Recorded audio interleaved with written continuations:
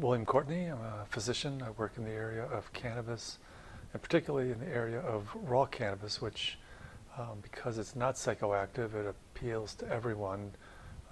At least half the population really is, a little hesitant to engage in THC products. But if you've got a medical problem, you've got inflammation, pretty much the entire population is looking for relief. And so it opens up the area of cannabinoid treatments to everyone, which is really another exciting part that I really didn't speak much about in terms of accessibility and the ability to help everyone, rather than just those who are THC tolerant. For many people across our country, I'm sure, and the people I've talked with, they don't understand the difference between consuming cannabis the way everyone else does and consuming it raw. What is the major difference here? Major difference, we have a series of strains that are called ACDC. AC stands for alternative cannabinoid, which is the CBD acid molecule, which has kind of come into focus recently as being very important as an anti-inflammatory. And DC stands for dietary cannabis. And then the humorous part, which appears to be an important part of naming cannabis plants, is it kind of goes both ways. If you do heat it, then your dose limit's around 10 milligrams. And if you don't heat it, if it's raw, then your dose limit is 1 to 2,000 milligrams. So the name kind of ties it all together with, includes CBD acid, it's dietary, and if it's unheated, your dose can go up by a factor of 100, where it becomes much more effective as an antioxidant, anti-inflammatory, anti-diabetic, anti-ischemic, a lot of the more unusual properties, but it does lack the psychoactive. Like I said, for many people, the lack of psychoactivity is actually a benefit. Some people don't like it at all. Some people don't mind it a little bit in the evening, but now you've got a way to use the plant when you get up in the morning and while you're driving and around the clock without having any side effects that compromise your safety or well-being. So essentially you're saying the process of heating, which is what most people think about when they're consuming cannabis, actually changes the cannabis, doesn't it? Cannabis is the poster child for raw food. Eaten raw, in any way, is salad, blended juice, as long as it's unheated, it has phenomenal properties. And then when you heat it, some of those properties are deteriorated, and some of them are altered. And then the really big one is the creation of THC, which is so potent at a very low dose that it restricts your comfortable use to the 10-15 milligrams, which is really inadequate for many of the other functions of the plant. So there's many things that happen when you heat it. But as you mentioned, we've been doing that for about 10,000 years, and even in California, 99.99% of people equate cannabis with psychoactive use, and so it's a common misnomer, and it's very difficult for me to hear speakers and people say cannabis and THC and use those interchangeably, because there's so little THC in the plant that you cannot get high from eating it. It's there, but it's there in very trace amounts. It requires heating to convert the THC acid, which is non-psychoactive, into the THC, which is very, very psychoactive. I see. Now, so what you're saying is there's far more medicinal benefit actually to consuming it raw. Phenomenally more benefit, because it's the dose restriction of the psychoactivity. The psychotoxicity is not pleasant. So we've got euphoria, for some people, runs 5 to 10 milligrams. By 20 milligrams, most people are dysphoric, which means they're slurring, they're staggering, and this is like they ate 2 brownies and they really only wanted a half of one. And then psychotoxicity is when you eat 5 or 6 or 7 brownies and all of a sudden they all catch up, and then you're really uncomfortable for several days. But it's that intolerable toxicity that really constrains people's use of cannabis. And most folks have overdosed once. Few folks overdose twice. I mean, the first time was unpleasant enough that they're not going to overindulge in cookies or brownies, and it's the baked goods where you can consume more than you want and you won't know about it for an hour or two.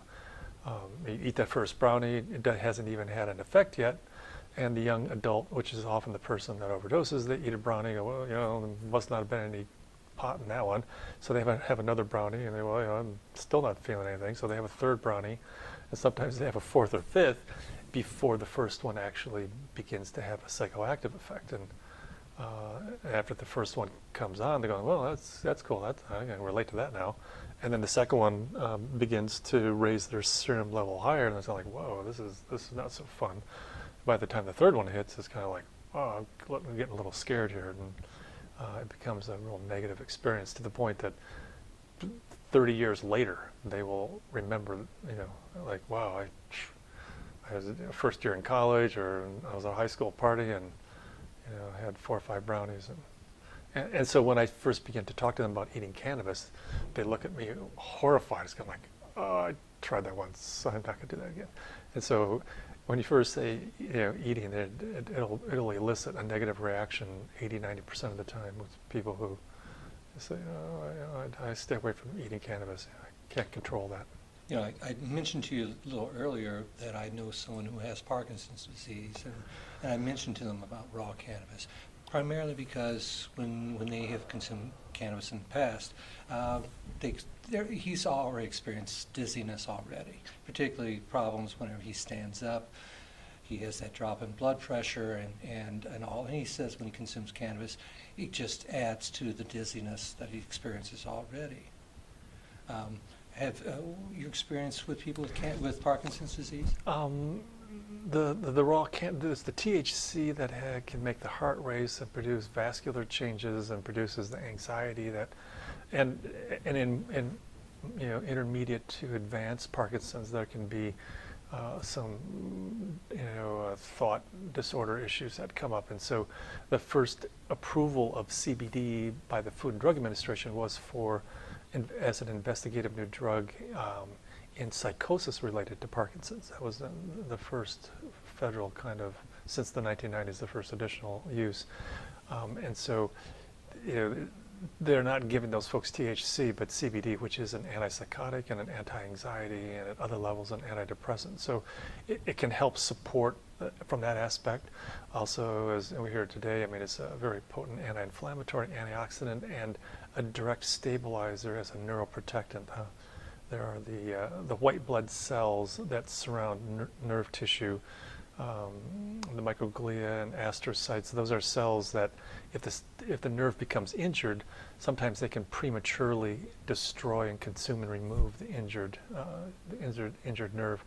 And one of the things that CBD does is it stabilizes so that there can be a better chance of recovery, and 2, it dampens down the microglial reaction, allowing that injured cell the time that it needs to recover. So, as well as being an anti-inflammatory. So there are multiple effects that come into play with the chronic neurodegenerative conditions, and those pretty much include Alzheimer's and Huntington's, as well as Parkinson's, and as well as traumatic events which produce intracranial injuries.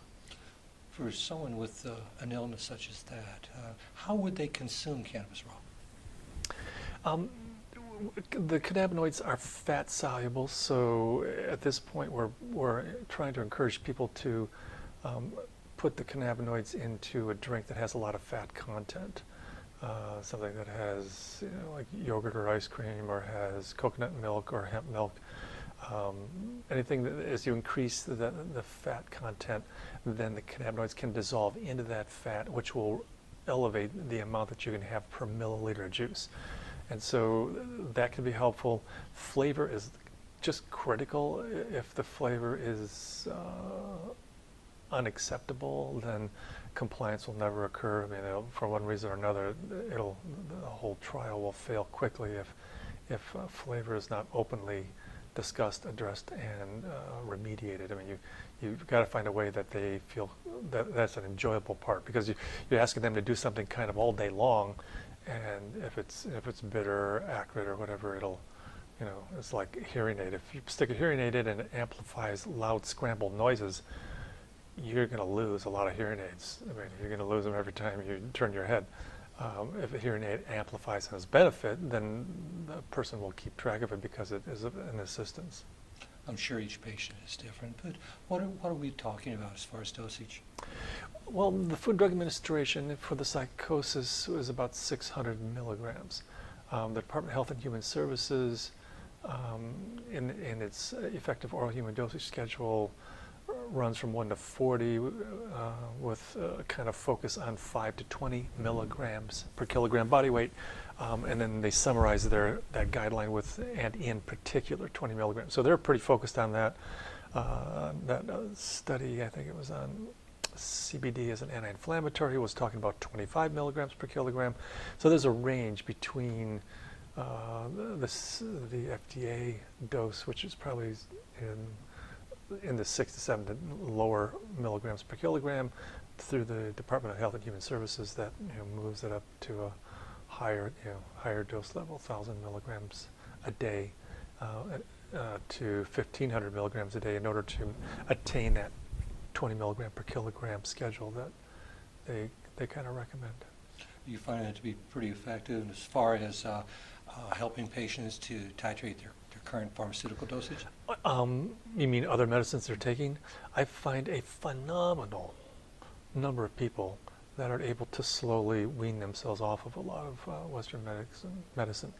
The one child I was talking about today that had the Dravet had been a very high dose Topamax, and it took them about 4 months because the side effects were pretty serious.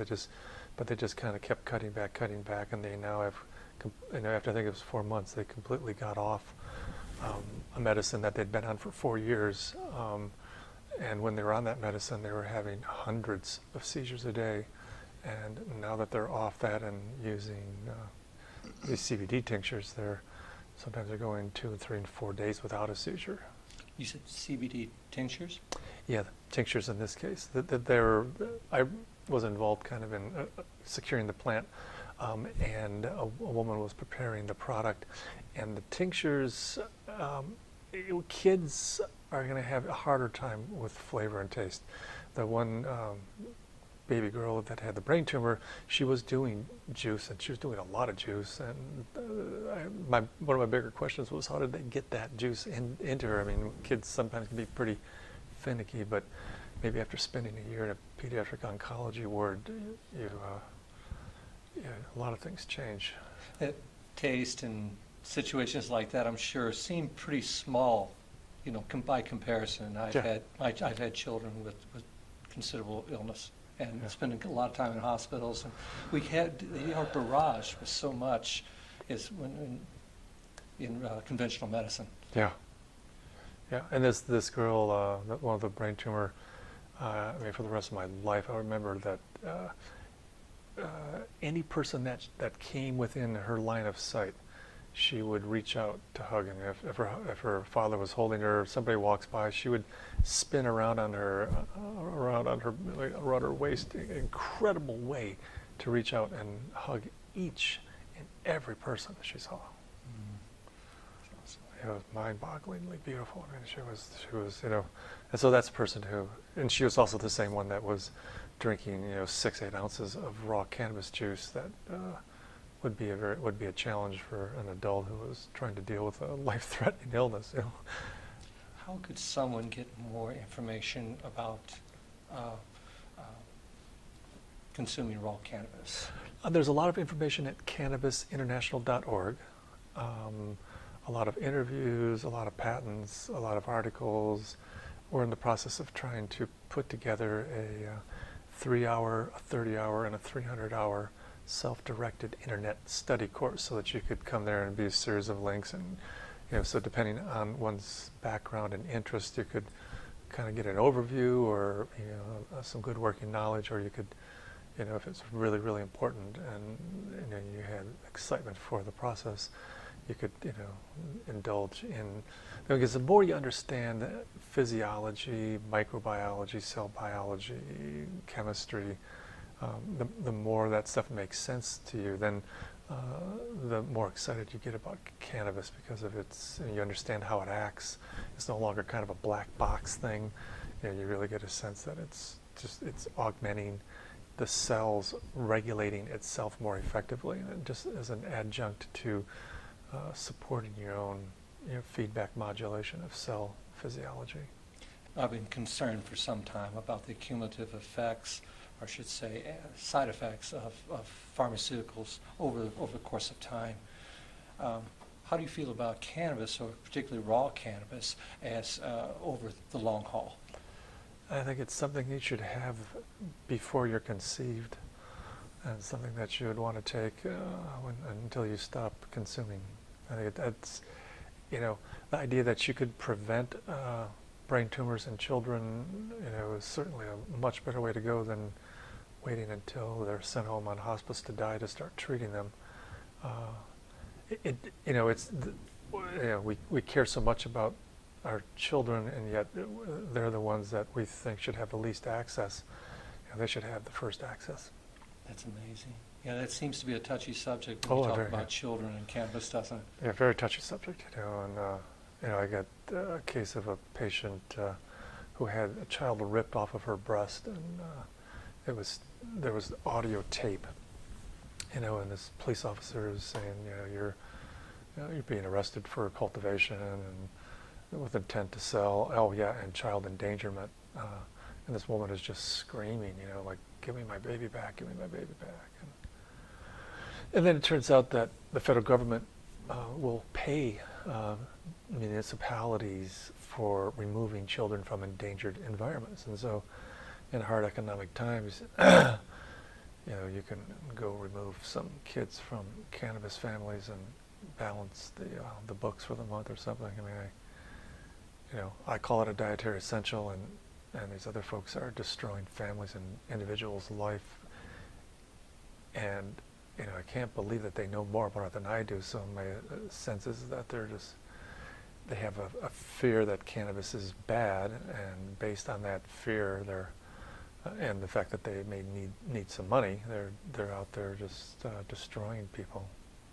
Fact is, cannabis is a superfood, isn't it? I was trying to select a term, and superfood just sounded a little too, not necessarily new age-ish, but just sounded a little far out there. So I went with functional food, which was a Japanese term for something that provides benefits in excess of nutrition.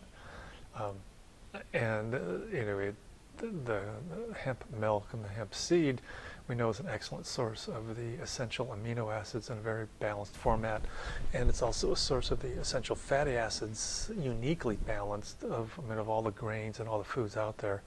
There are other that are higher in omega-3s, but the oil that comes out of hemp is 3 to 5. The ratio of omega-6s to omega-3 are 3 to 5 to 1, which is the ratio that humans need those two essential fatty acids in order to construct and to use them to build other molecules.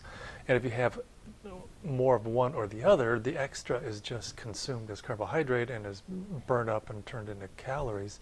So anything outside of that ratio is really not of benefit as an essential fatty acid, because that doesn't have the matching half of that equation.